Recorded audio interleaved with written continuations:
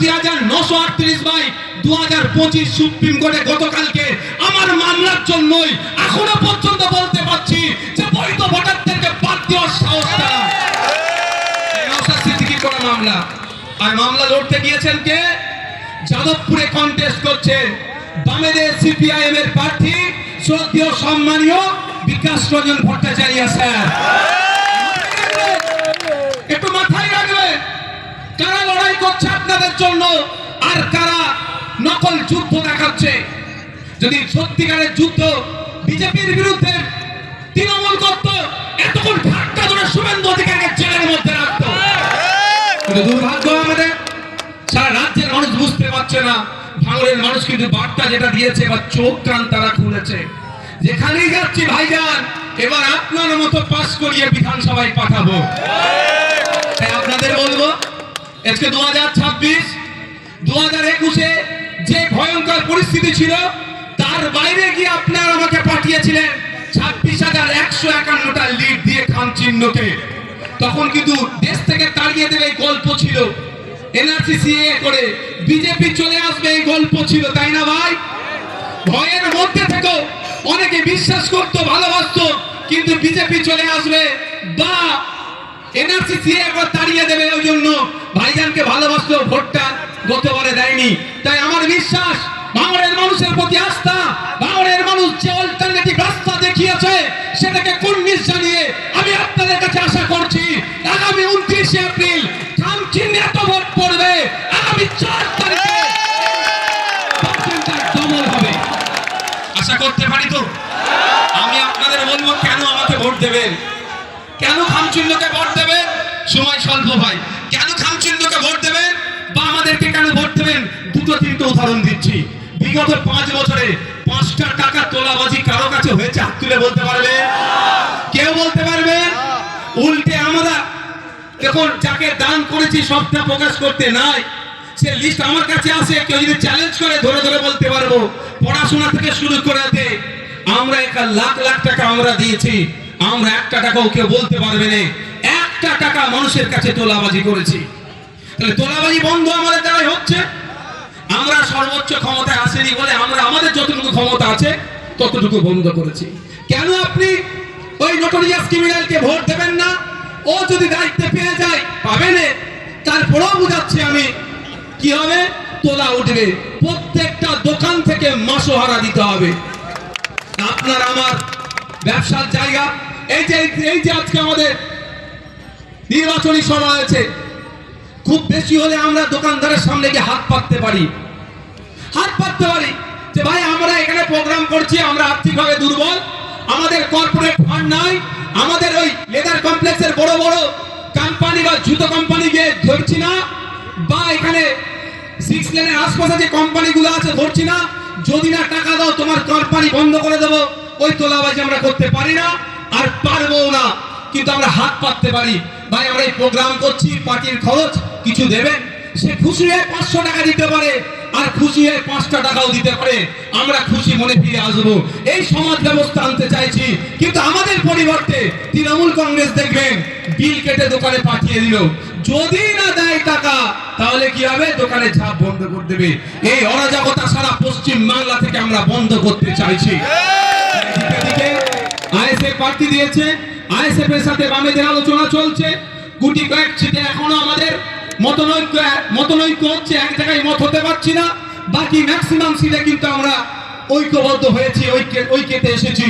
তাই আপনাদের বলবো, সেই সুষ্ঠু সমাজ ব্যবস্থা আমরা চাইছি। কেন আপনারা আমাকে ভোট দেবেন না খাম চিহ্নকে? তোলাবাজি বন্ধ করার জন্য। কেন আপনারা আমাকে ভোট দেবেন বা খাম চিহ্নকে ভোট দেবেন এখানে? তার একটা অন্যতম কারণ হচ্ছে এই ভাঙড় 2 নম্বর ব্লকের ভোগালী 1 নম্বর অঞ্চলে এয়ারপোর্টের জন্য জায়গা দেখেছিল, আপনারা জানেন তো? মনে আছে না ভুলে গিয়েছেন? এতটুকু মনে রাখবেন, বাপ দাদাদের রেখে যাওয়া, পূর্বপুরুষে রেখে যাওয়া বাস্তুভিটা, মন্দির, শ্মশান, কবরস্থান, ঈদগাহ, এরা কিন্তু কিছুই ছাড়বে না। তো এগুলো এয়ারপোর্টের জন্য দখল নিতে পারে। কিন্তু আমার প্রশ্ন, এয়ারপোর্ট হোক, আমি অসুবিধা নয়, কিন্তু কেন 3 ফসলি জমি, 4 ফসলি জমি, ভাঙড়ের জমি, যেই ভাঙড়ের জমিকে তৎকালীন মুখ্যমন্ত্রী বলেছিলেন, প্রাক্তন মুখ্যমন্ত্রী বলেছিলেন এশিয়ার লার্জেস্ট এগ্রিকালচার জোন বানাবো, সেই জায়গাকে কেন বেছে নিচ্ছে? এটা টার্গেট করা হচ্ছে। তাই আপনাদের বলবো, বাঁকুড়াতে জায়গা আছে, পুরুলিয়াতে জায়গা আছে, মালদাতে, অন্ডলে অলরেডি এয়ারপোর্ট হয়ে পড়ে আছে। দরকার লাগলে ওখান থেকে ফ্লাইট টেক অফ ল্যান্ডিং করাও। ভাঙড়ের মতো জায়গায় আমরা ভাঙড়ের মানুষের ইচ্ছার বাইরে অনেক 2 বছর আগে বলেছিলাম, এক কোদাল মাটি এয়ারপোর্টের জন্য তুলতেও দেব না, এক কোদাল মাটি এয়ারপোর্টের জন্য ফেলতেও দেব না। কিন্তু তারপর থেকে দেখুন ষড়যন্ত্র শুরু হয়েছে। এমনি আর 8টা থানা দেয়নি নওশাদকে জব্দ করার জন্য। এটুকু মাথায় রাখবে, ভাঙড়ের মানুষকে কিন্তু আগামী দিনে জব্দ করার জন্য এই থানা বার করেছে। একটু মাথায় রাখবেন, ভাইজানকে জব্দ করার হলে ভাই কি করবে? তাহলে একাকে জব্দ করার জন্য তো অনেক ওদের পন্থা আছে, কিছু বাদ দিয়েছে, আমাকে পারেনি, এবার আপনাদেরকে জব্দ করবে। কিন্তু যতক্ষণ আপনার এমএলএ আছে, কি বলেছি, আপনাদের ইচ্ছার বাইরে এক কোদাল আমি মাটি ফেলতে দেব না এয়ারপোর্টের জন্য, আর মাটি তুলতেও দেব না। ওরা পাচ্ছে না। আমি বিধানসভায় আপনাদের জন্য এয়ারপোর্ট নিয়ে প্রশ্ন করেছিলাম, ভয়ে মন্ত্রী প্রশ্নের উত্তর পর্যন্ত দেয়নি। কারণটা কি? এই রেকর্ড হচ্ছে। আমি যদি ভুল বলি আমার বিরুদ্ধে আইনত মামলা হবে। আবার এখন নির্বাচন কমিশনের আন্ডারে চলে গেছি, এখন ছেড়ে কথা বলবে না। এখন নির্বাচন কমিশন না বিজেপির কমিশন বোঝা মুশকিল। আর বিজেপির কমিশন মানেই তো তৃণমূলের বগল দাবিয়ে ঘোরা উচিত। একই জিনিস ভাই, যে দাদা দেখো তো আমার নেতার বিরুদ্ধে এরকম বলছে, তুমি একটু সাইজ করে দাও ওকে। কেরলে নির্বাচন কমিশনের একটা লেটার হেডে স্টাম্প কার করেছে জানেন? বিজেপির স্টাম্প মেরেছে। বলে বুঝতে পারছেন? আর বোঝা মুশকিল, নির্বাচন কমিশনের অফিসে বিজেপির স্টাম্প না বিজেপির অফিসে নির্বাচন কমিশনের প্যাড, বোঝা মুশকিল। মানে গুলিয়ে ফেলছে। আপনাদের বলার বক্তব্য এটাই, নিজের বাসস্থানের কথা ভেবে এবার ভোটটা দেবেন। নিজের বাসস্থানের কথা ভেবে দেবেন। আপনি ভাবতে পারেন নাংলার ওই সাইডে হবে, হ্যাঁ হতে পারে নাংলার সাইডটাতে ভোগালী 1 নম্বর অঞ্চলে হবে, কিন্তু যদি ওখানে এয়ারপোর্ট হয় 2 নম্বর অঞ্চলে কিন্তু প্রমোটিং হবে। আর প্রমোটিং কারা করবে বুঝতে পেরেছেন? 10,000-এর জমির কাটা নেবে আপনার মাথায় বন্দুক থাকিয়ে 10 লাখে বিক্রি করার জন্য। তার আগে ওই সুযোগ আমরা দেবো? আমরা ওই সুযোগ দেব? দেওয়ার কোনো জায়গা নাই। বন্ধুগণ, আমি এই জন্য বলবো ভোটটা আপনাকে আমাকে দিতে হবে। আর একটা কথা কেন বলবো, আপনারা দেখতে পাচ্ছেন বিধানসভায় 294টা বিধায়কের মধ্যে ভাঙড় যে বিধায়ক পাঠিয়েছে 293টাকে হিলিয়ে রেখে দিচ্ছে। এই বিধায়কটা আপনার উপর ছেড়ে দিলাম। আমি লোভ দেখি এই করব সেই করব, এই টাকা দেবো, ভোট পিছু আমার দ্বারা হবে না। আমার হারামের টাকা নাই, আমি ওখানে খরচও করতে পারবো না ভাই। আমি একটা রাফসার কথা বলে দিচ্ছি, ভালো লাগলে যদি মনে হয় আপনাদের প্রতিনিধি হয়ে, দলিতের হয়ে, আদিবাসী হয়ে, মুসলমানের হয়ে আইন সভার মধ্যে দাঁড়িয়ে চোখে চোখ রেখে অন্যের বিরুদ্ধে কথা বলা দরকার, তাহলে আপনারা আমাকে আবার সুযোগ দেবেন। আর যদি মনে করেন এই দুর্গাপুরে গরু নিয়ে যাচ্ছিল, পিটিয়ে মেরে দিচ্ছিল, ওর পাশে দাঁড়াবার কেউ ছিল না, ভাঙড়ের বিধায়ক দাঁড়িয়েছিল, আগামী দিনের কাণ্ড না ঘটে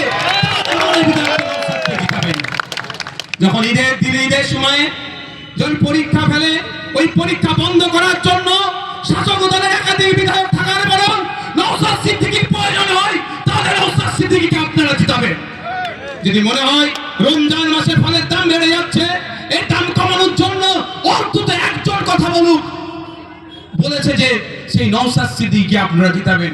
যদি মনে হয় দলিত ভাইদের জন্য, আদিবাসী ভাইদের জন্য পশ্চিমবাংলার বিধানসভায় এবং বিধানসভার বাইরে সবথেকে বেশি যে আওয়াজ তুলেছে তার নাম ভাঙড়ের বিধায়ক নওশাদ সিদ্দিকী, তাকে আবার আইনসভায় পাঠানো দরকার, তাহলে ভোট দেবেন।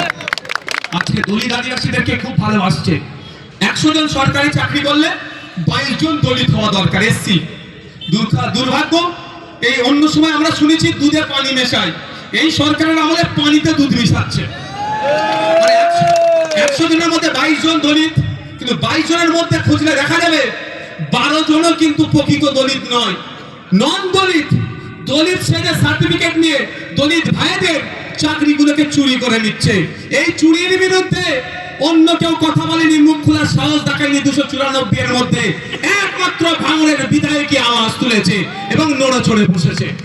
100 জন সরকারি চাকরি পেলে 6 জন 6% আদিবাসী ভাইদের চাকরি পাওয়া দরকার।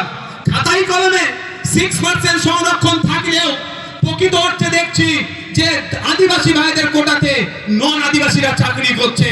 তাহলে আর এই লাস্ট বলছে এমবিবিএস 46 জন এমন ওরা আদিবাসী সমাজ আইডেন্টিফাই করেছে যারা ফেক সার্টিফিকেট নিয়ে 46 জন ডাক্তারি কোটাতে ডক্টর হচ্ছে। তার মানে আদিবাসী সমাজ থেকে 46টা ডক্টর কিন্তু এক বছরে কমে গেল। এর প্রতিবাদ কেউ করেনি, এতটুকু মাথায় রাখবেন। এর প্রতিবাদ শুধুমাত্র করেছে ভাঙড়ের বিধায়ক। তাই আপনাদের বলবো, যদি মনে করেন এই প্রতিবাদের যারাই কন্টিনিউ রাখা দরকার এবং আগামী দিনে ভাঙড়কে ফলো করে রাজ্যের মানুষ যদি আমাদেরকে সুযোগ দেয়, আমরা যেখানে বামপন্থী এবং আইএসএফ মিলে লড়াই করছি, আমাদের হাতকে যদি শক্ত করে, তাই এটুকু মাথায় রাখবেন, চাকরির ক্ষেত্রে আমরা স্বচ্ছতা আনবো। আপনার ছেলে 330 টাকা ফর্ম ফিল আপ করে 550 টাকা ফর্ম ফিল আপ করে চাকরিতে বসবে, অন্য কোনো একটা টাকা খরচ লাগবে না। ইভেন শুধু তাই নয়, পরীক্ষা দিল ওএমআর শিট একটা কপি তো আপনার ছেলে আপনার বাড়িতে নিয়ে আসবে। এবং সারা পৃথিবীর যে কোনো প্রান্ত থেকে যদি চায় যে আমার পরিবর্তে এখানে কারিমুলে পরীক্ষা দিয়েছে, ওইগুলো পরীক্ষা দিয়েছে, রতনদার ছেলেও পরীক্ষা দিয়েছে, সাবিত্রী মা আমার পরীক্ষা দিয়েছে, যেই পরীক্ষা দিক না কেন পৃথিবীর যে কোনো প্রান্ত থেকে যদি চায় কে পরীক্ষায় কত নাম্বার পেয়েছে তার ওই গোল গোল করে না, ওই মার্কশিটে শুধু গোল করে দিতে হবে। বুঝতে পেরেছেন? ওই গোল গোল করে সঠিক উত্তর কে দিয়েছে আর কে ভুল দিয়েছে যদি দেখতে চাই, পৃথিবীর যে কোনো প্রান্ত থেকে দেখতে পাবে, কারণ আমরা সেটা ইন্টারনেটে আপলোড করে দেবো। অর্থাৎ চুরির জায়গা বন্ধ করে দেব। আজকে মমতা ব্যানার্জি ওয়াকফের জন্য সুপ্রিম কোর্টে গিয়ে মামলা করছে না, কিন্তু মামলা করছে সুপ্রিম কোর্টে কি, যে ইন্টারভিউয়ের ভিডিওগ্রাফি না হয়। বুঝতে পারছেন? আপনার ছেলেটা রিটেনে পাস করেছে, আদিবাসী ছেলেটা রিটেনে পাস করেছে, দলিতের ছেলেটা রিটেনে পাস করেছে, হিন্দু সমাজের ছেলে আর্থিকভাবে দুর্বল কিন্তু রিটেনে পাস করেছে, তার কাছে দালাল চলে যাচ্ছে, 15 লাখ টাকা রেডি করে চাকরি পেয়ে যাবে। কিন্তু আপনার বাড়ির ছেলেটার মেধা আছে, আপনার বাড়ির ছেলেটার মেয়েটার মেধা আছে, 15 লাখ টাকা জোগাড় করার মতো সামর্থ্য নয়, আপনার ছেলে বা মেয়ে চাকরি পাচ্ছে না। আর যাকে চাকরি দিচ্ছে যুক্ত অক্ষর বানান করতে পারছে না। এটা বন্ধ করা দরকার আছে না নাই ভাই বলুন? এটা বন্ধ করার জন্যই আপনাদের বলছি শুধু ভাঙন নয়, এবারটা রাজ্যের কোনায় কোনায় পৌঁছে দিতে চাই। 15 লাখের চাকরি নয়, 330 টাকা দিয়ে চাকরি হবে, 550 টাকা দিয়ে চাকরি পাবে সে, তার ব্যবস্থা করব। আমরা কি করব শুনে রাখা দরকার। যখন ইন্টারভিউ যাবে ভিডিওগ্রাফি হবে।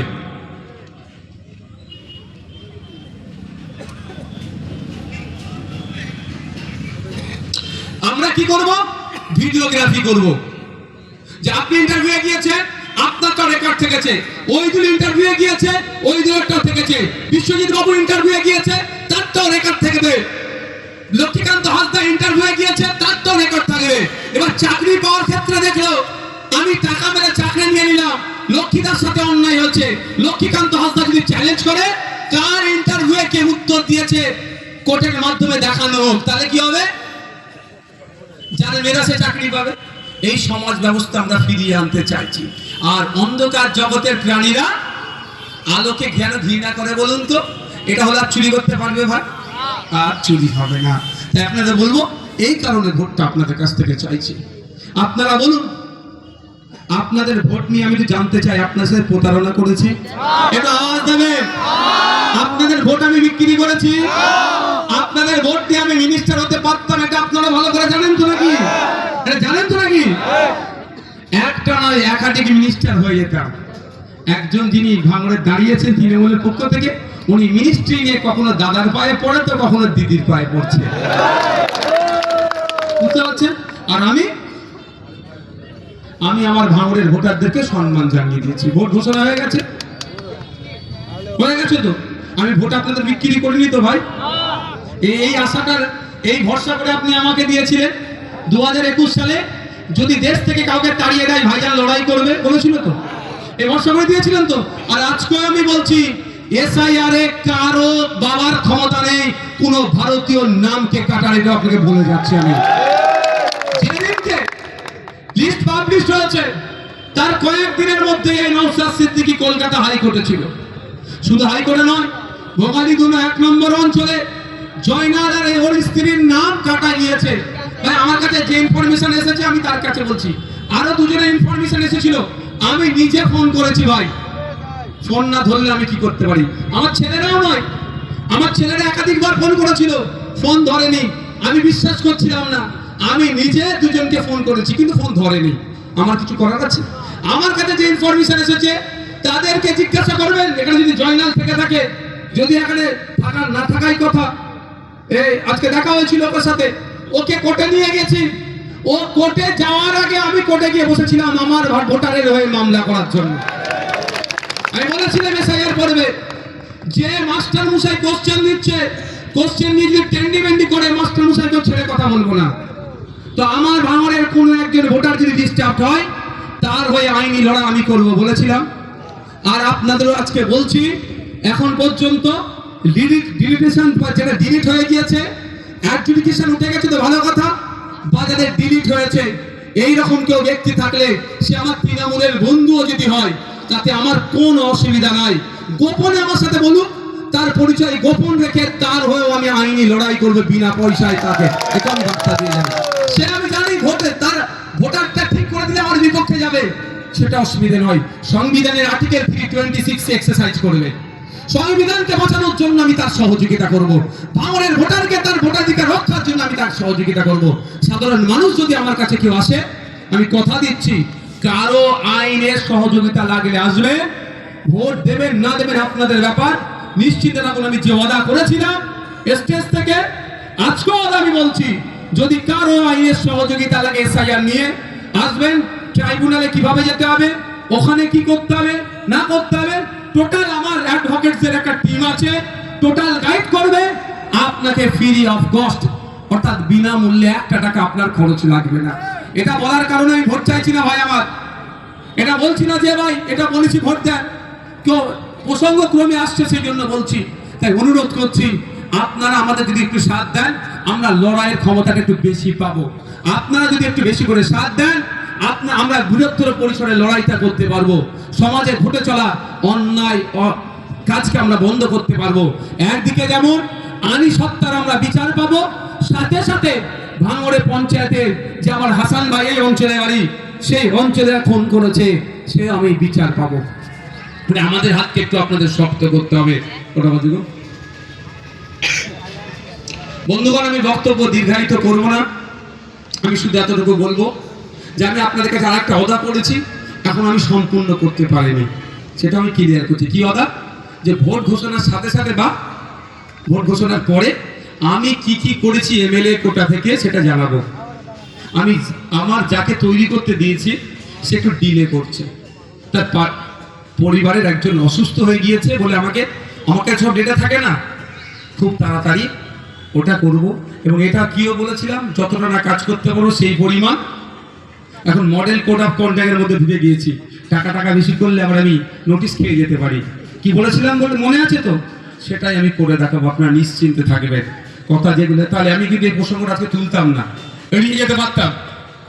আমি কিন্তু যেটা বলি করার চেষ্টা করি, আর আপনাদের বলছি, আমি কথা দিচ্ছি আমি আপনাদের ডিটেলসই দেবো। বলেছিলাম বাড়ি বাড়ি যদি আমার ভোটের স্লিপ পৌঁছাতে পারি, নওশাদ সিদ্দিকী খামচিহ্নে অত নম্বর সিম বলে জিতাও, এই কাগজটা যদি বাড়ি পৌঁছাতে পারি, তাহলে 5 বছরে এমএলএ হিসাবে এমএলএ কোটায় কি কি করলাম এগুলো বাড়ি কেন পৌঁছাতে পারবো না, এটাও তোমার দায়িত্বের মধ্যে পড়ে। ঠিক আছে, আমি বাড়ি পৌঁছাবো, ডিজিটাল মুডে দেবো এবং চেষ্টা করব বাড়ি পৌঁছাবার চেষ্টা তো করবোই। প্রত্যেকটা বাড়িতে পড়া বুথে বড় বড় ব্যানারও লাগিয়ে দেবো, নিশ্চিন্তে থাকবেন। আপনাদের বিধায়ক নওশাদ সিদ্দিকী যেটা বলে সেটা করার চেষ্টা করে, ভুলভাল কথা বলেও না। আজ পর্যন্ত একটা কথা আমি ভুল বলেছি তৃণমূলের বন্ধুরা প্রমাণ করতে পারবে আমাকে রাজনৈতিক জীবনে। আমি একটা জায়গাতে শুধু 4 তারিখের জায়গায় এই ক্যানিং পশ্চিমে যিনি বিধায়ক ছিলেন পরেশরাম দা, তারিখটা 2-এর জায়গায় মনে 4 বলে ফেলেছিলাম, বা 4-এর জায়গায় 2 বলেছিলাম। পরবর্তীতে আমি বিধানসভায় খোঁজ নিয়েছি, আমার আশপাশে যারা বিধায়ক ছিল সবাইকে ফোন করেছি, সব তৃণমূলের, তাও ফোন করেছি, ওরা অবাক। আমি দাদা ওই দাদাটা কবে এসেছিল, কারণ আমার মনে হচ্ছে আমি ভুল বলে ফেললাম, ফোন করে কনফার্ম হলাম যে আমি ভুল বলেছি। আমি কিন্তু ফেসবুকে আমার অ্যাডমিনদেরকে দিয়েও ভুল স্বীকার করেছি, সেই ছিল নওশাদ সিদ্দিকী ভাই।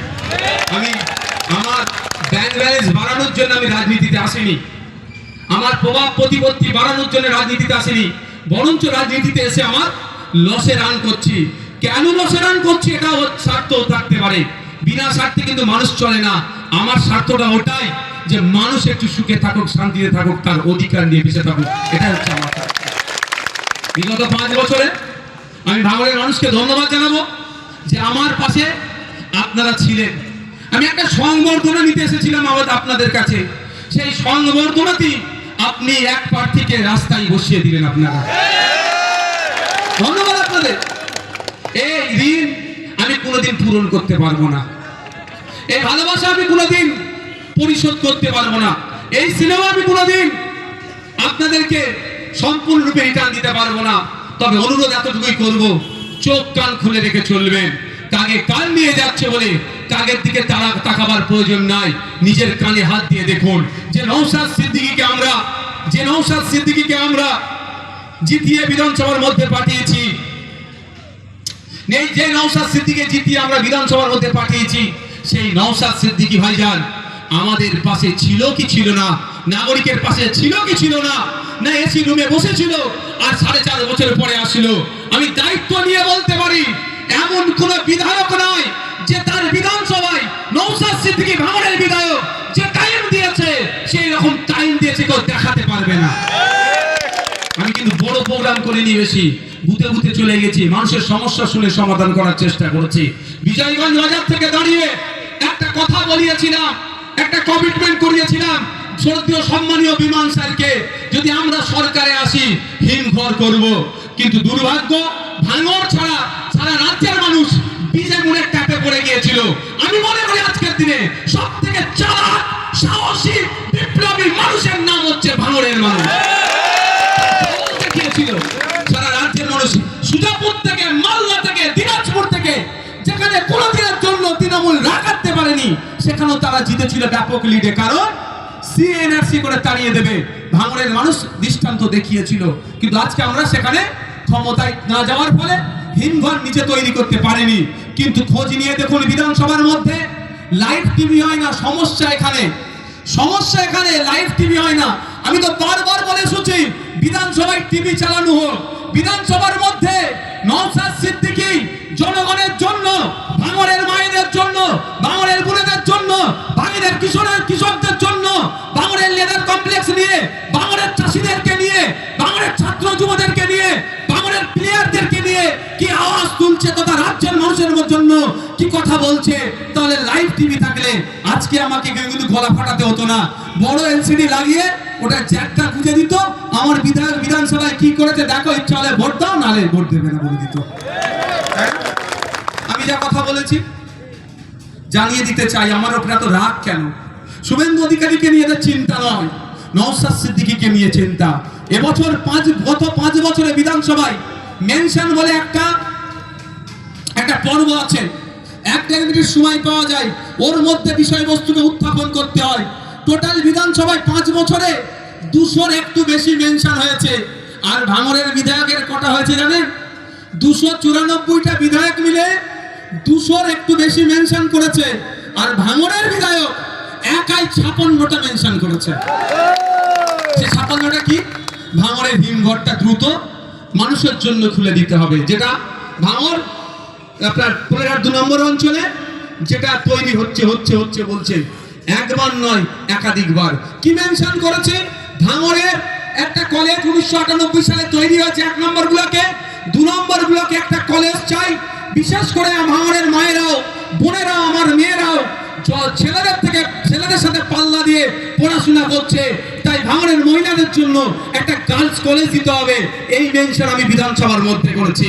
আজকে আমি বলতে দুঃখ লাগছে, আমাদের রেজ্জাক ভাই ভাঙড়ের তিনি ভোটার, আমার রাজনৈতিক প্রতিদ্বন্দ্বী হলো। আমি দুঃখের সাথে বলছি, আমার রেজ্জাক ভাই যে জন্য খুন হয়েছে, কারণটা কি? এই যে ভাঙড়ের কানেক্টিং ব্রিজটা, ওখানে কে কন্ট্রোল নেবে? পথের কাঁটা হয়ে দাঁড়িয়েছিল রেজ্জাক ভাই, তাকেও তারা খুন করে দিল। কিন্তু এই ব্রিজ থেকে শুরু করে এই চন্ডিয়াটের ব্রিজ, এই ব্রিজ যেখানে আছে, এই দুর্বল সেতুগুলোকে কংক্রিটের ব্রিজ নির্মাণ করতে হবে, এর মেনশন নওশাদ সিদ্দিকী বিধানসভার মধ্যে করেছে। আজকে যে রাস্তায় লাইট দেখছেন, এই রাস্তা ঢালাই হচ্ছে, নওশাদ সিদ্দিকী বিধানসভার মধ্যে দাঁড়িয়ে বাংলার সার্বিক উন্নয়নের কথা বলেছে বলে বাধ্য হয়েছে সরকার এগুলো করতে। এবার হচ্ছে সমস্যা, খেতে কাটা দরকার ছিল নওশাদ সিদ্দিকী, তার পরিবর্তে অন্যজন থাকছে। কি করবো তাতে? আমার একটু রাগ নেই। কেন বলুন তো? আমি তো আপনার স্বার্থে রাজনীতি করতে এসেছি, আমি তো আপনার জন্য রাজনীতি করতে এসেছি। খেতে কে কাটছে আমার দরকার নেই, আমার ভাঙড়ের মানুষ উপকৃত হলেই আমার জয়, আমারই খেতে কাটা। আমি এত পর আমার এমএলএ কোটায় যা কাজ হয়েছে, দু একটা জায়গায় আমি গিয়েছি, তা আমি নিজে খেতে কাটিনি, কোন সাইকেল নিয়ে বয়স্ক লোক যাচ্ছে দাঁড় করিয়ে চাচা খেতেটা কেটে দাও তো, আমি করেছি তো, পোলাটি করেছি। মসজিদের কাছে যে লাইট লাগিয়েছে, মসজিদ থেকে মুসল্লিরা নামছিল, বয়স্ক একটা লোককে ধরে বলছি বাবু এটা খেতেটা কেটে দাও তো। যদি আমি বয়স্ক লোকদের দিয়ে ফেতে কাটাতে পারি, তাহলে অন্যজন ফেতে কেটে ভাঙড়ের মানুষের যদি লাভ হয়, আমার কাছে অসুবিধা হবে? আপনারা উপকৃত হচ্ছেন কি হচ্ছেন না? আরো হবে। স্রোতের বিপক্ষে চললে একটু বাধা বিপত্তি আসবে, কষ্ট হবে, কিন্তু দিনের শেষে কলারটা তুলে চলতে পারবে। আজকে আমার এখানে যারা আছে সবাই জেল খেটে নিয়েছে, দেখেন পাপিয়া ভাবি একটু বাকি আছে জেল কাটতে, না? আপনি খেটেছেন জেল? এক বল করে খাটতে হবে। যাক, আমার সবাই জেল খেটেছি। দেখুন একটা কথা বলি, কিন্তু একবারের জন্য দেখলে চোর চোর চোর চোর মনে হয়। হ্যাঁ, আবার কে গেলে নাকি বলে আওয়াজ হয়, ওই আওয়াজ আমার সাথে হয়েছে ভাই, এটা বলে আমি শেষ করে দেবো। আমার সাথে হয়েছে, আমি অন্য কাউকে বলে রাগ হবে। আমি জেলের মধ্যে গিয়েছি, রাত্রিরে সুপারিনটেন্ডেন্ট হাজির, আমি শুয়েছিলাম, ঘুম তো হয়নি, আল্লাহ কোন জায়গায় দিয়েছে গো, যেখানে যাচ্ছি সেখানেই বাথরুমে আবার সে ভয়ঙ্কর এক ব্যাপার, যাচ্ছে বিয়ে যাচ্ছি না, আর চুপচাপ আছে, মাথার উপরে কে দাঁড়িয়ে আছে নাকি, গেট আছে, আরো দেখে তো উঠেছি, সুপারিনটেন্ডেন্ট সাহেব এসে হাজির, এসে বলল আপনি এখন আমার কাস্টডিতে আছেন। ভালো কথা, যে আপনার যদি বাইরে বার হওয়ার দরকার লাগে বলবেন, আমি আপনাকে আমার একটা সিপাই দেবো। কারণ কি, সেখানে গিয়েও তো আইএসএফ এর প্রচার হচ্ছে, যে থেকে শুনেছে যে জেলে রাত্রে নওশাদ সিদ্দিকী আসবে, খবর তোদের কাছে আছে, জেলেও টিভি চলে, ওরা সেই উত্তাল যে নওশাদ ভাইজান এসছে দেখবো, রাত্রে এসে আমাকে বলছে আপনি যদি বাইরে বার হন, এই চোরের কথা বলে শেষ করে দেবো। বলে না যে ঢেকি স্বর্গে গেলেও কি হয়, আর চোর জেলে গেলেও চোর হয়, আমি সেটা প্রমাণ দিয়ে দিচ্ছি। তো আমি বললাম ঠিক আছে সাহেব, যথারীতি ওখানে মন্দিরও আছে মসজিদও আছে ভাই, ওই জেলের মধ্যে, সত্যি কথা বলবো, শুধু মসজিদ আছে এরকম ব্যাপার নয়, মন্দিরও আছে মসজিদ আছে, নামাজ পড়ার জায়গা আছে। আমি নামাজে যাবো, তো যখন জোরে নামাজ হয়েছে, নামাজ আমাকে নিয়ে যাচ্ছে, সব ঘিরে ফেলেছে আমাকে, দেখা করবে আমার সাথে। আমরা কত 8-10 জন ছিলাম এক জায়গায় মনে হয়, সব জেলের লোক ঘিরেছে। ভালো কথা, ভালো লাগলো, খুব নামাজ পড়ে আসলাম। এবার আমাকে 10 সেল বলে একটা আছে, সেলের মধ্যে রেখেছিল, আমি একটা রুমে একা, পরস্পর এখন 10টা রুম আছে একটা। আমাদের কি করতো, সকালে উঠে গেট খুলে দিত, আর সন্ধ্যাবেলা ওই গেটটা বন্ধ করতো, মানে 10 জন যেখানে আছে ওই 10 জন আমরা কথা বলতে পারবো নিজেদের মধ্যে, কিন্তু রাত্রিরে যখন ঢোকাবে আলাদা আলাদা রুমে থাকবে। যাক, তো ওই তখন আমাকে খুলেছে সকালবেলা, প্রথমে একটা যখন রাউন্ড মারলাম, তারপরে এরাও বুঝতে পারলো তাহলে এই ছেলেটা কে, সবাই তো বুঝতে পারছিল এত পরিচিত। তখন আমার সাথে সব ভাব জমালো, কথা বললো, অনেক রকম লোক ছিল, যাক বলার দরকার নেই কে কেমন লোক ছিল। তারপরের দিন আমাকে গল্প শোনাচ্ছে, বলছে কি হচ্ছে, পার্থবাবুকে একজন মল ছুঁড়ে মেরেছে, বুঝতে পারছি। আমি কি বলছি বুঝতে, এটা সাধু ভাষায় না বললে অসুবিধা হবে, স্টেজ সাধু ভাষায় বললাম, বুঝতে পারছেন তো। আর আমাকে বার হওয়ার জন্য লোক আকুল ব্যাকুল হয়ে থাকতো দেখার জন্য, আর পার্থবাবু লজ্জায় বাইরে বার হতো না, বাইরে বার হলেই লোকে চোর চোর চোর চোর চোর চোর। আমার এই ভাইরা যারা আছে কেউ বলতে পারবে না অভিযোগ কারো নামে নেই, এটা আমরা বুক ফুলিয়ে বলি। এই নেতৃত্বদের হাতে যদি আপনার আগামী দিন ভাঙার দায়িত্ব তুলে দেন, নিশ্চিতভাবে বলতে পারবো আপনি আপনার অধিকার নিয়ে মাথা তুলে বাঁচবেন। বন্ধুগণ, বক্তব্য আমি একদম আর 1 মিনিট বলে শেষ করে দেবো। সেটা হচ্ছে আগামী 29শে এপ্রিল আসছে দিন, আগামী 29শে এপ্রিল আসছে দিন, আগামী 29শে এপ্রিল আসছে দিন, আগামী 29শে এপ্রিল আসছে দিন। শুধু আপনি ভোট দিলে হবে না, আপনাদেরকে দায়িত্ব নিতে হবে। আমার যারা তৃণমূল করে, যে ভাইয়েরা তৃণমূল করে, তাদেরকেও বুঝাতে হবে, ভাই তুমি তৃণমূল করছো, যা করছো করো, ভাইজানকে আমাদের বিধানসভায় পাঠাতে হবে। তোমার হয়ে কথা বলার লোক কোথায়? 43টা মুসলিম বিধায়ক আছে, 68টা দলিত বিধায়ক আছে, 18টা মতো আদিবাসী বিধায়ক আছে। অন্যায় তারা কেউ মুখ খোলার সাহস পায় না, ভাঙড়ের বিধায়কই মুখ খোলে। যদি মনে করো এটা এই বলার লোকটাকেও কমিয়ে দেবে, আগামী দিনে ওই মব লিঞ্চিং হয়ে যাবে, আপনার পাশে কেউ দাঁড়াবে না। মানুষের স্বার্থে, ভাঙড়ের স্বার্থে ভাঙড়ের বিধায়ককে আবার পুনরায় নির্বাচিত করতে হবে। আপনাদের কাছে কি আশা রাখতে পারি এবারে মার্জিনটা ডবল হবে? 26,151টা লিড ছিল গতবার, এবারে ডবল হবে। দূরে যারা আছেন, আরে আশা রাখতে পারি তো নাকি? এই আশা রাখতে পারি তো নাকি? তাহলে আগামী 29শে এপ্রিল, আগামী 29শে এপ্রিল, আগামী 29শে এপ্রিল শেষ করবে একটা কথা বলে। আবারও বলছি, যদি ভালো না লাগে আমাকে ভোট দেবেন না, ভোটের জন্য মারামারি করবেন না। 50 বছর, 30 বছর, 40 বছর একসাথে বসবাস করছেন, ভোটের জন্য মারামারি করবেন কেন? অনুরোধ এটাই। আর কেউ ক্যানিং থেকে, কেউ ফুরফুরা শহীদ থেকে এসে মারামারি লাগিয়ে দিয়ে চলে গেল, ওই ফাঁদে পা দেবেন না। ভাঙড়ের মানুষ একসাথে থাকবেন। কদিন আগে একটি ছেলের ভিডিও ভাইরাল হয়েছে, ক্যানিং পূর্বে ভাঙড়ের একজনকে দাঁড় করিয়েছে তৃণমূল। মনে আছে তো নাকি? ভাঙড়ের মানুষকে কিভাবে অপমান করেছে? এর অপমানেরও জবাব দিতে হবে। তৃণমূলের বন্ধুদেরকে বলবো, সত্যিকারের অর্থে যদি আপনি ভাঙড়ের বাসী হয়ে থাকেন, আপনারকেও কিন্তু অপমান করেছে, এটা মাথায় রাখুন। ভাঙড়ের মানুষকে অপমান করেছে, এর জবাব ভাঙড়ের মানুষ আগামী দিনে দেবে দেবে দেবে। আমি ভাঙড়ের একটা ছেলে যদি তৃণমূল প্রার্থী করে, সঙ্গে সঙ্গে তার চরিত্র হনন হয়ে যাচ্ছে, সে বহিরাগত হয়ে যাচ্ছে না। আর ক্যানিং পূর্ব থেকে এসে ভাঙড়ে দেখালে সে ভাঙড়ের জামাই নাকি? কতটা খারাপ বলে ফেললাম নাকি আমার? দাদা হবে। আচ্ছা, ভাঙড়ের জামাই বলাটা আমি তুলে নিলাম। ভাঙড়ে কি আত্মীয় হয় নাকি ভাঙড়ের মানুষের? তাহলে উনি এখানে এসে কন্টেস্ট করবেন, তখন বহিরাগত নয়। আর ভাঙড়ের একজন যে যদি ক্যানিং এ কন্টেস্ট করে, তখনই বহিরাগত হয়ে যাবে। এ कैसे चलेगा? ये तो नहीं होना चाहिए। फिर जवाब क्या दिते হবে? तो इसका जवाब हम लोगों को देना पड़ेगा। कैसे हम लोग देंगे? वोट से देंगे। और हथियार, बोमा, पिस्तौल कुछ नहीं चाहिए हम लोगों को। सबसे बड़ा हमारा पास जो हथियार है वो क्या है? हमारा वोट। आर्टिकल 326 सबसे बड़ा हमारा हथियार है, कॉन्स्टिट्यूशनल पावर है, उसको हम सही से इस्तेमाल करेंगे। आने वाला 29 अप्रैल में हम लोग हमारा जो राइट है सही से इस्तेमाल करेंगे। হবে তো নাকি ভাই? সকলে ভালো থাকবেন, সুস্থ থাকবেন। প্রশাসনের বন্ধুদের ধন্যবাদ জানাবো।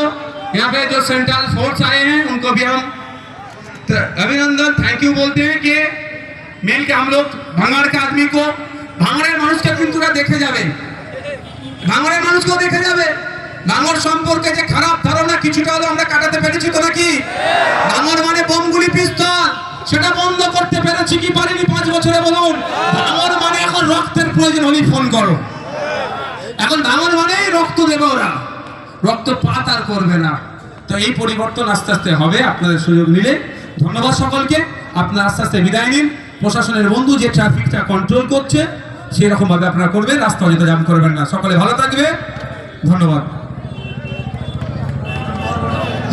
ধন্যবাদ, অসংখ্য অসংখ্য ধন্যবাদ আমাদের বিধায়ককে, আমাদের ভাইজানকে। এবারে আমরা ভাইজানকে বরণ পর্বটা সেরে নেব।